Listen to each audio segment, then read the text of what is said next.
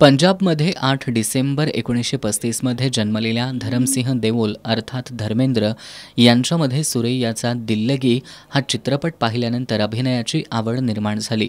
1960 साली दिल भी तेरा हम भी तेरे या चित्रपटातून त्यांनी आपल्या करिअरची सुरुवात केली होती। ॲक्शन, कॉमेडी, लव्ह स्टोरी अशा प्रत्येक शैलीतील चित्रपटांमध्ये भूमिका साकारत त्यांनी प्रेक्षकांची मनं जिंकली।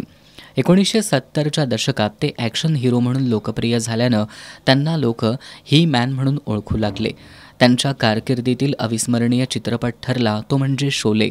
या चित्रपटात त्यांनी वीरूची भूमिका साकारली होती। हा चित्रपट भारतीय चित्रपटसृष्टीतील मैलाचा दगड ठरला। धर्मेंद्र यांनी 6 दशकं चित्रपटसृष्टीवर अधिराज्य गाजवलं।